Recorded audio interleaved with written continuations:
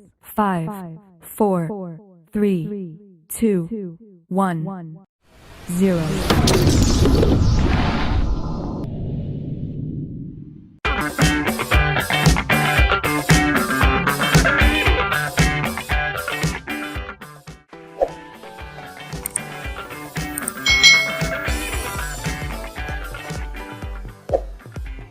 Hai hai hai, selamat datang di channel YouTube Kak Citra. Apa kabar adik-adik semuanya? Kak Citra berharap kalian dalam keadaan yang baik, sehat dan siap untuk belajar. Hari ini kita akan belajar bersama-sama untuk mata pelajaran tematik kelas 2. Kita belajar di tema 5 pengalamanku, subtema 2 pengalaman di sekolah, khususnya untuk muatan pelajaran bahasa Indonesia tentang puisi. Mari adik-adik kita belajar bersama-sama.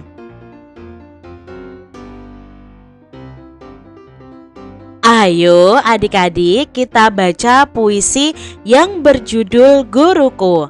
Di sini ada puisi yang berjudul Guruku nih adik-adik. Mari kita baca bersama-sama ya. Guruku. Guruku, senyum hangatmu menyambut kami setiap pagi. Engkau menemani kami merangkai cita-cita. Engkau pelita kami dalam pengetahuan. Guruku, engkau pahlawan tanpa tanda jasa. Jasamu membuat masa depan kami cemerlang. Semoga kelak engkau bangga kepada kami.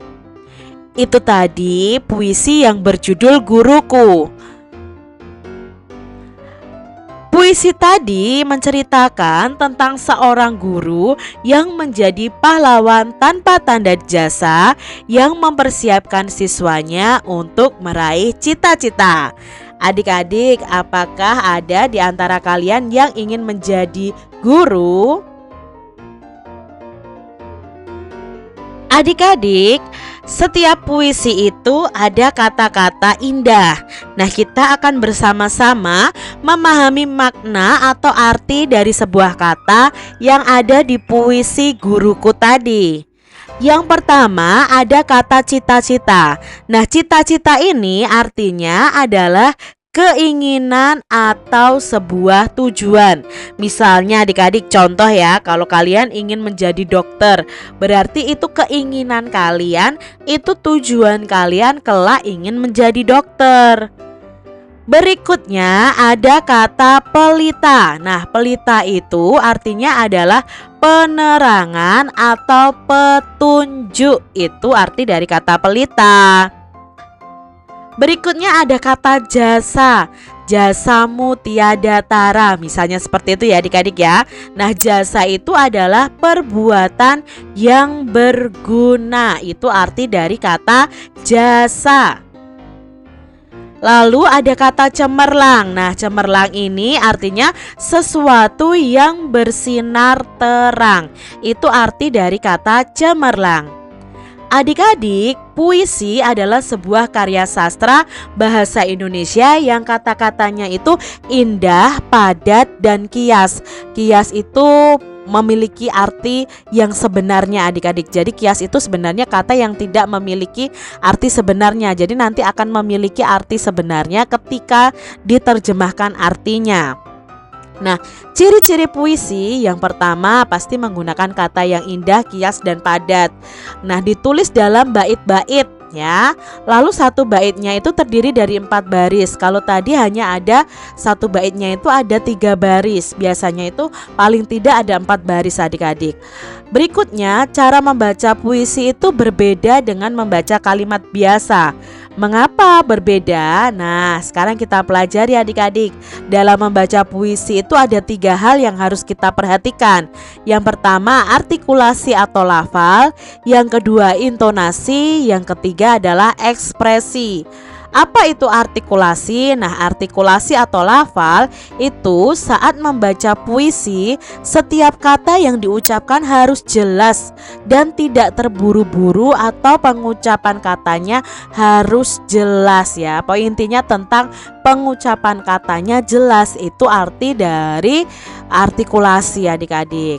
Lalu berikutnya ada intonasi. Intonasi itu tinggi rendahnya nada saat membaca, suaranya jelas atau tidak, terlalu keras tapi juga tidak boleh terlalu pelan, tidak boleh terlalu keras dan tidak boleh terlalu pelan, itu dalam membaca puisi. Berikutnya adalah ekspresi. Ekspresi itu raut wajah.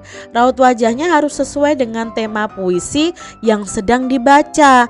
Kalau temanya menyenangkan ya wajah kita harus kelihatan senang adik-adik. Tapi kalau temanya menyedihkan ya wajah kita harus sedih. Demikian tadi adik-adik pembahasan kita tentang puisi yang ada di tema 5 subtema 2. Semoga video pembelajaran ini tentang puisi dapat bermanfaat untuk adik-adik semua, sehingga kalian mengetahui ya lebih lanjut tentang puisi. Terima kasih sudah menyaksikan video dari Kak Citra, dan sampai jumpa lagi di video pembelajaran Kak Citra selanjutnya. Tuhan memberkati. Jangan lupa tekan tombol subscribe, lalu tekan loncengnya, tekan juga tombol like, lalu share ke media sosial kalian. Jangan lupa untuk ikuti media sosial Kak Citra. Terima kasih.